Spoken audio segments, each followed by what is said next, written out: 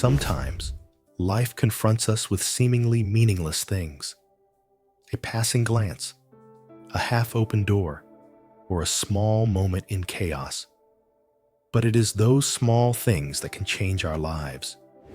Imagine you are standing in a noisy place, where all eyes are on the shiny, flashy things. But you are attracted to something that no one notices, something that seems to have no value to the world. What makes you stop? Is it curiosity or a silent call from your heart? This is the story of such a choice, a small decision, but enough to change the fate of two seemingly lost souls. It is not a story of perfection, but a journey to find light, even when you are standing in the thickest darkness. It is a story of patience when everyone tells you that you are wasting your time. About believing when everything outside tells you you're doomed. And about a love that doesn't need reins to hold you tight, but is stronger than any chain in the world. Are you ready to embark on that journey?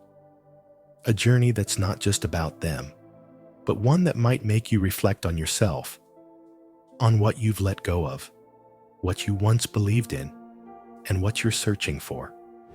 Before we continue, we're curious.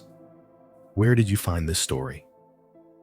Who or what brought you here to hear these words? And if your heart feels anything, even just a tiny spark, please subscribe. Because tomorrow, I'm going to tell you a special story, one that might change the way you see the world forever. Don't miss it. The sound of wooden gavels echoed through the dry Montana afternoon air, mingling with the frantic bidding of ranchers, traders, and hunters. Dust flew from the hooves of wild horses as they were dragged across the auction floor, their eyes wide, wild, and fearful. They were judged by their muscles, their teeth, and their hooves. The value of a life was reduced to a few numbers on a rough wooden board. Evelyn Eve. Carter stood silently in the noisy crowd, clutching her old leather purse. She was 19 years old, her hair tangled in the wind, her hard eyes hiding a deep sadness. No one paid her any attention, just as no one paid any attention to the last horse to be auctioned. It was skinny and bony, its coat matted with mud and dried blood, scars running down its back like maps of old battles. Its eyes were empty but burned with something nameless. No one wanted to bid. It was not strong, not beautiful, and not worth the investment. The auctioneer even sighed, preparing to bring down the hammer and end the bidding early. But at that moment, Eve took a step forward. $50. Her voice rang out, not loud, but sharp as a knife, tearing through the silence. The crowd turned, laughing scornfully. What do you think you're doing? Wanting to save the world? Rather than buying that zombie, you could raise a goat. Eve didn't reply. She just stared at the horse, at those eyes, which reflected not just fear, but also stubborn pride that had never been subdued. It didn't beg to be saved. It just waited to see if anyone was brave enough to see through that broken shell. Have you ever looked at someone, or even yourself, and seen something deeper than what the world saw? Have you ever felt the value of something that no one else believed in? Eve had been abandoned, had felt like a useless thing after her mother died and her father sank into indifference. She knew the feeling. She didn't buy the horse to save it. She bought it because she understood that sometimes the only thing we need to survive is someone who believes in us. Sold for $50. The hammer came down, echoing like a knock on fate's door. When Eve moved to lead the horse away, it backed away, its eyes wary. But Eve didn't force it. She just stood still, holding out her hand, waiting silently. No commands, no reins, just a sincere presence. And after a few tense minutes, the horse finally took a small step toward her. That wasn't a victory.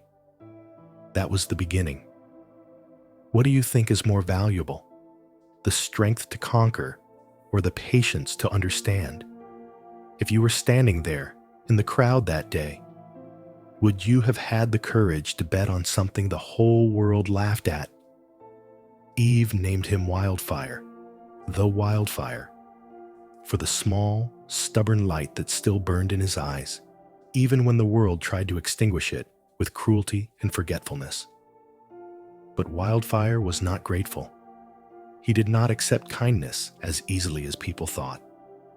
When Eve opened the cage door for the first time, he rushed toward her like a whirlwind, not seeking closeness, but biting, kicking, and running, as if to remind her that freedom could never be bought with $50. Eve stepped back, her heart pounding not just with fear, but with a deeper realization. She had not saved him. Salvation did not happen in a moment. It was not as simple as a nod or a check. It was a long fight with no immediate glory. And Eve was no different than Wildfire. She was just a young girl carrying invisible scars that no one cared to notice. Her mother died in an accident when she was 12. Her father, unable to process the pain, chose silence and distance. Eve grew up with the void, the long evenings when no one waited for her to come home, the words left unsaid, now becoming an undercurrent weighing on her heart.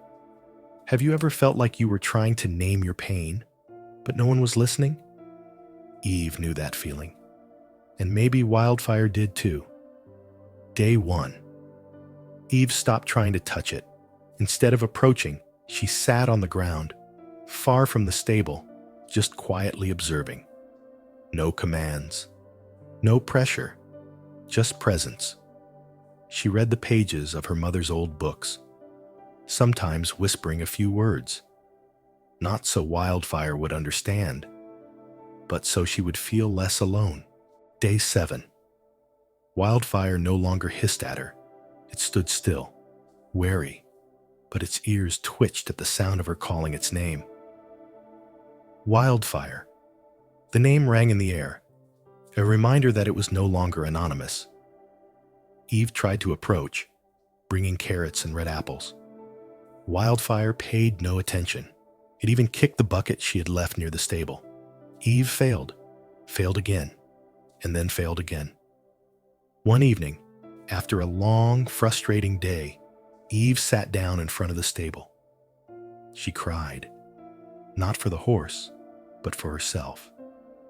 All her efforts to heal Wildfire suddenly reflected the pain she had tried to hide. "I don't know what I'm doing, Wildfire," she whispered through her tears. "I'm not perfect, but I won't give up." Those wild eyes, for the first time, looked directly at her, not with hostility or fear, but recognition. Day 30. Eve decided to change her approach. She unhooked the reins. She let go of all control. She entered the stable, carrying nothing but patience. She sat down, hands on her knees, and waited. An hour passed. Nothing happened. 2 hours passed. Same thing. But then, just as Eve was about to sink into her silence, she heard soft footsteps approaching. Wildfire stood there, just an arm's length away. No commands, no compulsion. It made its own decision. Eve didn't rush. She just held out her hand, palm open, with nothing but sincerity. And then, like a small miracle, Wildfire bowed his head, gently touching her hand. Just a second, but enough to light up an entire universe. Have you ever realized that sometimes the only thing you need to do to connect with someone is not to try to fix them, but simply to be there for them, unconditionally? Wildfire taught Eve that, and while she helped it learn to trust, it was also teaching her to trust herself. because it's not control that calms the wild heart. It's patience and understanding that unlock the deepest doors. Eve and Wildfire didn't become friends overnight. They became companions over small, precious moments. Moments that no one else saw, but that meant everything to them. What about you? Have you ever been as patient with yourself as you try to be with others? Because sometimes, the wildest heart you need to tame is your own. The Texas sky stretched out endlessly, a deep blue mirror of forgotten dreams. The wind blew across the dry grass fields, carrying the noise of the largest rodeo in the land, where the brave tested their limits and where the most critical eyes missed no mistake. Eve stood outside the wooden fence, her eyes scanning the strong thoroughbreds with glossy coats and hard muscles, the riders dressed in flashy clothes, and the confidence of those accustomed to winning. The 19-year-old girl in frayed jeans, faded shirt, and hastily tied hair led Wildfire, a wild horse with scars, shaggy hair, eyes that still burned with an unquenchable fire. Whispers and mocking glances crept in everywhere. Look, who does she think she is? That horse looks more ready to collapse than ready to race. No rain? Does she think this is a movie? Eve heard it all, but she paid it no mind. For she had learned that worth is not in the eyes of others, but in the belief you have in yourself. And today, she did not need to prove it to anyone but herself and Wildfire. The free riding competition began. This was not just a test of speed or strength. It was a test of connection, whether rider and horse could become one soul. There were no reins, no whips, just trust. Eve led Wildfire into the center of the arena. Thousands of eyes were on them. The loudspeaker blared, but Eve couldn't hear it. All she could feel was Wildfire's breathing, her heartbeat, and the familiar silence between them. She leaned down and whispered in Wildfire's ear, "We're not here to win. We're here to be free." The gun fired. Wildfire launched like a bolt of lightning through a sea of dust. There were no reins to control, no hands clasping to guide. There was only Eve, on her back, her body in sync with every movement, every powerful thrust. They were not the rider and the driver. They were one. But then, everything began to fall apart. Screams from the audience, flags fluttering, flares exploding. Wildfire stopped, eyes wide with panic. She remembered the chases, the nooses tightening around her neck in the wilderness, the men shouting not to cheer but to threaten. Wildfire spun, starting to lose control. Eve felt the spasms beneath her, the fear, the panic, and in that moment, she knew everything could fall apart. A small part of Eve wanted to pull on the reins, but she had no reins. Another part of her wanted to scream, but she didn't, because she knew that control couldn't cure fear. Instead, she closed her eyes. Amidst the chaos, she whispered softly, "I'm here. I'm not going anywhere." Her voice wasn't a command, but a reminder that Wildfire was no longer alone. Have you ever been so panicked that you wanted to run away from everything? Have you ever wished someone would just sit next to you, say nothing, just to remind you that you weren't alone? That's what Eve did for Wildfire. Something strange happened. The wildfire slowed down. The screaming was still there, but it was no longer in control. The panic was still there, but it was no longer in control. Wildfire turned her head, looking at Eve. For just a split second, it was as if the universe had stopped. They found each other in those eyes. No reins are needed, no whip, just faith. Wildfire ran again, but this time not to run, but to fly. The arena fell silent. Everyone witnessed something inexplicable. A young girl and a wild horse crossing the vast arena without any physical control, only by the invisible thread of connection. They were not riding on the ground. They were riding on faith. When they crossed the finish line, there was no immediate applause.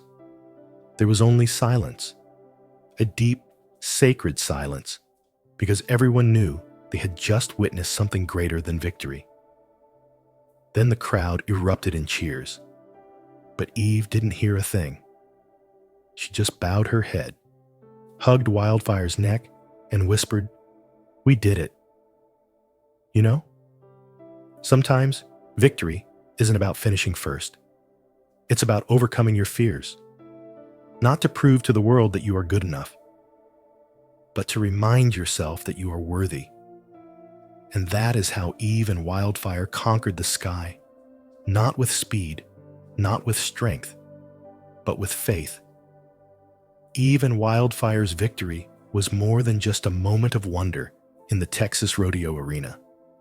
It was a reminder that miracles come not from the perfect, but from the seemingly impossible. After the race, Eve became a household name. People hailed her as the girl who whispers to wild horses and called Wildfire the untamable fire. Sponsors, big-name trainers, and even wealthy racehorse moguls came calling, offering numbers that would make anyone's jaw drop. $100,000, $200,000, $500,000. This horse will make history, they said. She could change your life, they insisted. But Eve just smiled and shook her head. Because how can you sell something that doesn't belong to you? Wildfire was not a trophy, not an asset with a price tag. It was a part of her, a piece she could never own, only accompany. The day had finally come. Eve led Wildfire to the edge of the Montana wilderness, where rolling hills met the horizon, where the wind blew freely without asking permission. That was where Wildfire truly belonged. She untied the last leash, stroking his wild mane. There were no tears, just silence.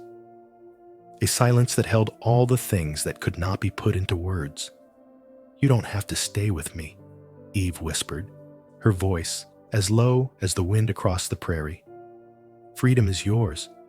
I am just your companion for a while." Wildfire stood still, unmoving. His amber eyes bore into Eve, as if he understood every word she said. Then he turned. Eve's heart sank. It was what she knew would happen, what she had been prepared for. But Wildfire took only a few steps, and then stopped. It didn't run away. It didn't disappear into the horizon like she'd imagined. It stood there. It turned. It waited. Eve understood something she'd never thought of before. True love isn't about attachment, nor is it about the fear of losing. True love is about choice. And Wildfire chose to stay, not because it was held back, but because it wanted to. Have you ever wondered, what happens when you let go of the things you love most? Do they disappear, or do they stay? Not because they're held back, but because they belong to you in some indefinable way. Eve sat down on the grass, letting the wind blow across her face, carrying with it the scent of freedom. Wildfire stepped closer, bowing his head and touching her shoulder. No reins, no cage, just trust, an invisible bond stronger than any chain. Because in the end, freedom isn't about how far you can go. It's about knowing you could leave and still choosing to stay. What about you? Are you holding on to someone out of love or out of fear of loss? Have you ever let go, not out of resignation, but out of understanding that love doesn't need reins to survive? Eve and Wildfire taught each other that lesson. And if you listen closely, maybe You'll hear the whisper of freedom in your own heart too. Our lives at times are like Eve and Wildfire's journey, a journey of searching, losing, and finding ourselves. You don't always need a victory to feel worthy. Sometimes, all it takes is a small moment, a sincere look, a gentle touch, or simply silence next to someone to change everything. Eve and Wildfire's story isn't just about taming a wild horse. It's about taming our fears, about learning to let go without losing, to love without clinging, and to trust without controlling. True love isn't about holding on. It's about letting go and still choosing to stay. What about you? Have you ever felt like a wildfire, wild, vulnerable, and unsure who could ever truly understand you? Or have you ever been an Eve, trying to reach a closed heart, not with force, but with patience?